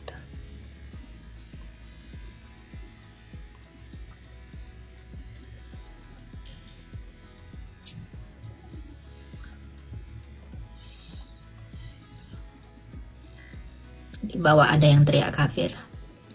Kafir teriak kafir.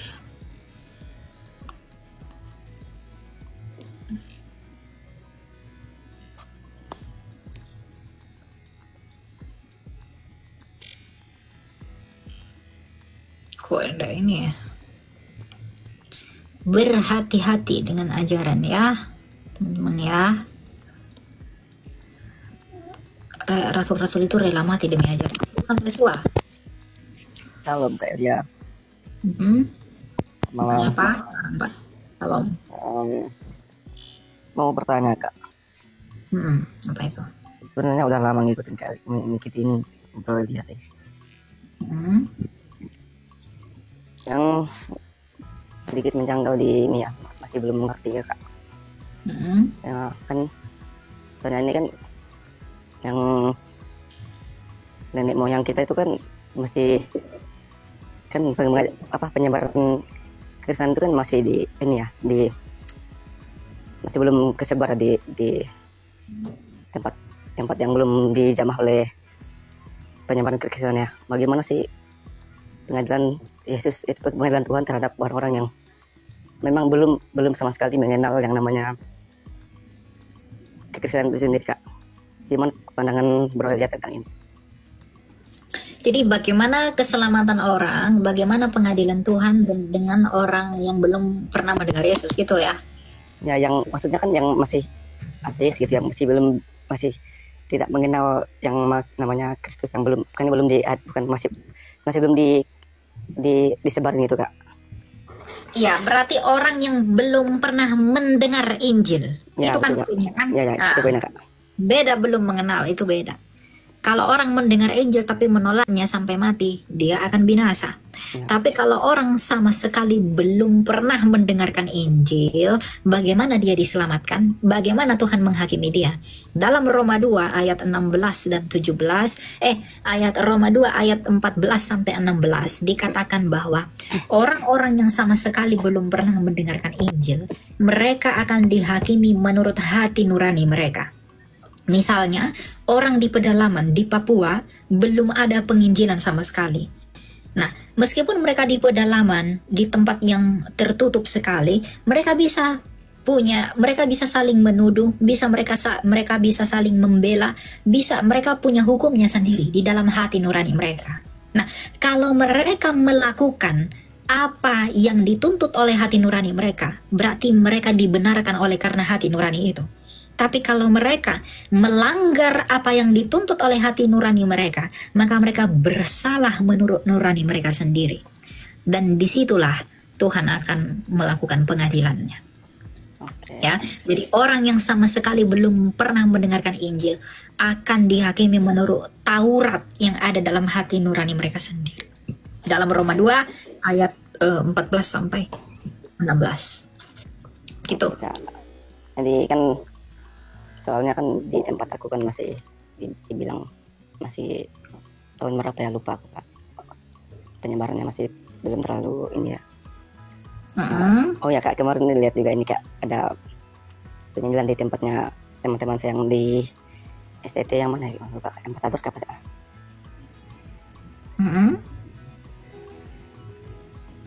Di mana? Itu apa ya nama sekolah, lupa aku nama tempatnya. Ada apa? Di sana. Ada apa dengan itu? Enggak. Soalnya kan kemarin sering dengar Bro Lia ini menjelaskannya. Masih ada yang menjangkau kayak gitu Kak. Jadi dengar penjelasan ini masih membuat pencerahan gitu Kak. Makasih ya.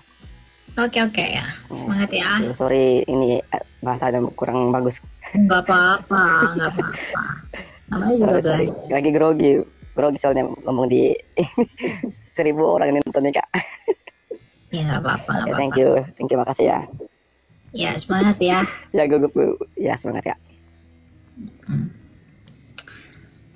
Ya memang semua orang punya kendala masing-masing teman-teman. Ya nggak apa-apa lah. Silakan Kevin. Halo Kak Elia, malam. Kayaknya kau udah pernah naik ke sini ya? Udah pernah Kak kemarin. Bertanya apa? Ingat pula Kakak. Kak, saya mau nanya nih Kak. Saya kan kadang sering nonton ya, ikut kayak saat teduh bersama gitu ya, yang dari Pastor Philip ya. Nah, saya itu mau nanya Kak, kayak ada kayak sering kan pastor itu kan ngomong kayak suara Tuhan gitu kan. Nah terus juga saya sering juga sih ngalamin di dalam hati saya kayak ada suara gitu ya. Apalagi kalau kita lagi kayak bingung, lemah gitu, kayak ada suara kayak suara berbisik dalam hati tuh. Jadi yang mau saya tanyain intinya tuh suara Tuhan tuh kayak gimana ya Kak? Maksudnya itu gimana? Boleh dijelasin nggak? Makasih Kak. Suara Tuhan itu adalah suara yang menuntun kita kepada kekudusan. Misalnya saya, orang yang pernah hidup di dalam dosa, ya. Kemudian ada suara yang kamu harus keluar dari dosa itu dari Tuhan. Tapi kalau ada suara bilang nikmati lagi dosamu itu dari setan. Ya. Jadi cara membedakan suara Tuhan itu gampang. Suara Tuhan pasti menuntun kepada kekudusan, menuntun kepada cinta kepada Kristus. Itu suara Tuhan. Tapi kan ada juga berkata, suara Tuhan berkata begini, saya harus melakukan ini, saya harus menjual ini, bla bla bla bla bla. Saya tidak mengatakan itu benar. Tapi Tuhan yang akan menghakimi mereka, yang akan mengadili mereka nantinya. Ya, karena saya sendiri tidak pernah mengatakan Tuhan berbicara kepada saya, suara Tuhan saya dengar, saya tidak pernah ngomong begitu di hadapan siapapun. Ya, jadi bukan, saya tidak tahu ya, apakah yang saya alami ketika dialami orang lain akan menyebut itu sebagai suara Tuhan, saya tidak tahu. Tapi saya tidak menghakimi itu. Tapi yang terpenting dari kesemuanya itu adalah buahnya. Kalau buahnya menuntun kita kepada kekudusan, kepada Kristus sendiri, kepada cinta kepada Dia, itu benar. Mau si Matova, mau siapapun itu pendetanya, kalau dia menuntun kepada hal yang tidak sesuai dengan kitab suci, maka itu bukan suara Tuhan, dan hamba Tuhan yang berkata itu hamba Tuhan yang salah. Tapi kalau dia berdasarkan kitab suci dan itu benar menurut kitab suci, maka berbahagialah dia, karena Tuhan berperkara dengan dia. Gitu. Ya, jadi jangan lihat hamba Tuhannya, tapi lihat ajarannya. Kualitas hamba Tuhan dilihat dari ajarannya. Apakah ajarannya sesuai dengan kitab suci atau tidak? Kalau melenceng dari kitab suci, tinggalkan. Tapi kalau benar menurut kitab suci, ikutilah dia. Ikuti arahannya dan apa segala macam. Jadi bukan karena kamu bilang si Pastor Philip Mantova yang ngomong, atau pastor siapapun pastor itu, tapi kalau dia sudah bertentangan dengan scripture yang kita pegang, tinggalkan. Bahkan saya pun, kalau saya mengajarkan hal yang bertentangan dengan kitab suci, hal yang bertentangan dengan iman Kristen yang berpengaruh kepada keselamatanmu, jangan dengarkan saya. Kalau saya mengajarkan sesuatu yang sesat, yang membuat kamu akan binasa, atau memperkenalkan kamu kepada Yesus yang lain, jangan dengarkan saya. Tinggalkan. demikian juga kamu memperlakukan yang lain. Jadi kamu yang tahu apa yang baik buat jiwamu. Dan makanya semua orang Kristen itu perlu untuk belajar ini. Alkitab ini perlu untuk dipelajari. Kenapa? Karena dari hal ini kita tahu apa yang benar, apa yang salah. Dari ini Alkitab ini. Gitu ya. Jadi suara Tuhan di sana, bagaimana kamu mengenali itu suara Tuhan yang benar atau tidak? Dalam Matius 7 Tuhan Yesus berkata, dari buahnya lah kamu mengenal mereka. Itu ya. Oke. Kak, mau nanya lagi. Misal contoh nih Kak. Boleh nggak Kak istri saya ngomong Kak? Oh ya, silakan. Mau tanya apa? Ngomong apa? Shalom Kak. Ya, shalom. Ada yang mau saya tanya ini Kak, ini saya mau nanya pandangan Kakak. Jadi gini, kalau misalnya dalam suatu pernikahan, pastinya seorang istri ketika kita sudah ikut Tuhan, kita pasti ingin kalau misalnya pasangan kita itu rajin baca Alkitab atau apapun itu, pandai menuntun kita dalam doa dan sebagainya. Cuman yang dipermasalahan ketika kita mempunyai pasangan nih yang dari setahun yang lalu dia beda agama. Sorry to say, Kevin itu dulu kan Buddha. Nah, dalam setahun menikah dia bilang dia masuk ke Kristen, dia percaya sama Tuhan, tapi dia bilang dia mengalami Tuhan karena memang saya itu kan GBI, kita itu karismatik dan kita itu ada RR New Life pelepasan. Nah, mungkin di situ dia mengalami Tuhan. Ketika dia mengalami Tuhan, dia sangat rajin dalam membaca Alkitab kayak maraton. Jadi dari Juli dia baptis, 30 Juli saya ingat dia baptis, Desember itu mungkin udah selesai dari Kejadian sampai Wahyu. Nah, itu. Sedangkan setahu pemahaman saya, dalam kita kerohanian kita itu ada namanya kayak bayi rohani, kita ada balita rohani, anak-anak rohani. Dia memang lagi di fase on fire. Tapi kan mungkin kita sebagai istri punya kekhawatiran, benar nggak sih dia baca Alkitab itu masuk nggak sih dalam hatinya gitu kan? Nah, kadang dari apa yang dia baca itu tuh jadi konsumsi dia, seperti yang tadi dia tanya suara Tuhan. Jadi ketika misalnya ada perkelahian atau apapun itu, dia bakal seperti mendengar, hai anakku, dengarlah ini dalam pikirannya ataupun hatinya. Nah, menurut kakak hal seperti itu tuh benar terjadi atau enggak dalam hidupnya si Kevin? Kalau selama saya mengenal, maksudnya selama saya mengikut Tuhan, yang saya tangkap itu suara Tuhan itu akan berbicara, atau Tuhan itu akan berbicara kepada kita ya lewat hikmat yang dia berikan gitu. Kita akan diberi petunjuk lewat itu, bukan yang dengan cara langsung, hai anakku gini. Mungkin ada untuk beberapa orang atau sebagian orang, cuman bagi saya itu sesuatu hal yang bisa jadi itu pemikiran dia sendiri atau apapun itu. Nah, kalau menurut Kak Elia, di kasus seperti ini itu bagaimana ya Kak ya? Itu saja, terima kasih. Ya Kevin harus secara jujur mengakui apa yang sebenarnya dia alami. Dia harus secara jujur mengakui itu. Kalau memang dia mendengarkan suara yang audible, apapun segala macam, itu tidak terlalu penting. Yang terpenting konten dari suara itu apa. Apakah sesuai dengan ini atau tidak? Nah, bagaimana cara kamu itu sesuai dengan ini atau tidak? Pelajarilah ini. Kamu nggak bisa mempelajari kitab ini, Kevin, hanya dengan membacanya. Nggak bisa. Kamu harus pelajari semuanya ini. Konteksnya, budayanya, sejarah, histori, dan lain sebagainya. Jadi kalau kamu baca-baca begitu, saya tahu kamu sedang dalam kasih mula-mula, itu luar biasa, itu bagus sekali. Dan pertahankan apimu itu bagus. Tetapi jangan saking semangatnya kamu, ya, kamu membabat habis. Cara kamu membaca raja-raja itu kamu samakan dengan membaca Lukas. Tidak boleh. Harus dengan hikmat. Minta hikmat dari Tuhan. Tuhan akan memberikan hikmat dengan cara apa? Kamu mencarinya. Kamu belajar dari gereja. Kalau ada pendalaman Alkitab di gereja, kamu ikuti di gerejamu. Ini maksudnya apa sih? Ini maksudnya apa? Itu pentingnya pengajaran itu. Jadi kamu memahaminya, sesuai nih dengan porsinya. Ya kan? Ketika Tuhan misalnya berkata di kitab Matius ya, Tuhan berkata, apa yang kamu ikat akan terikat di surga, apa yang kamu lepas akan terlepaskan di surga. Lalu kamu berpikir, apa yang kamu ikat di dunia ini akan terikat di sana, apa yang kamu lepas akan kamu lepaskan. Kamu melepas ayam di surga terlepas. Kamu mengandangi kambing, di surga juga kambing terkandangi. Nah, kamu harus mengerti apa makna dari semuanya itu dengan cara apa? Studi Bible namanya. Ya? Oke Kak, terima kasih Kak. Makasih banyak Kak. Bagus, itu semangatnya bagus, pertahankan, tidak boleh redup.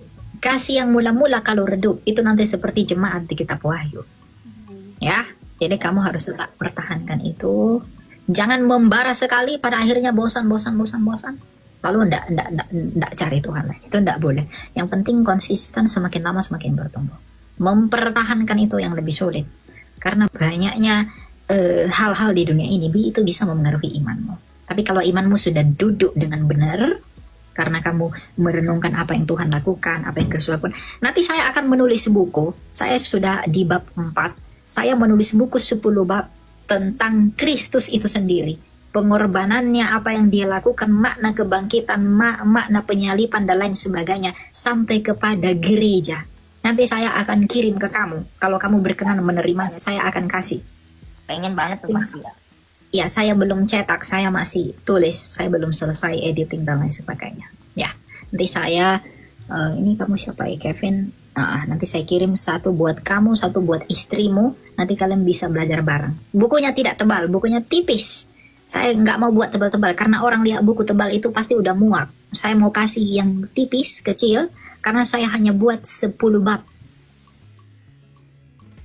Mulai dari penebusan, mulai dari karya Kristus, mulai dari apa yang Kristus lakukan. Itu nanti saya buat di sana. Oke?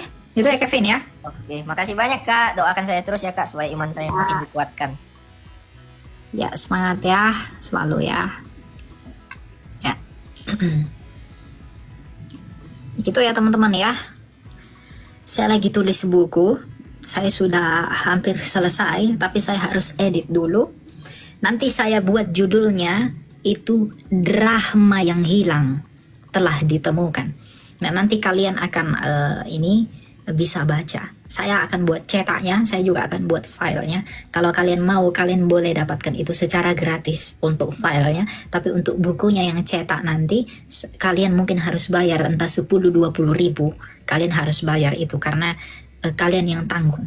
Ya, saya hanya menulis saja, berbagi. Saya tidak ambil keuntungan dari situ. Saya hanya mau bagi ke kalian saja. Ya, gitu. Bukunya belum rilis, bukunya belum saya buat. Dia masih saya tulis. Saya mau buat yang mudah dibaca, mudah dipahami, dan bisa membantu kalian.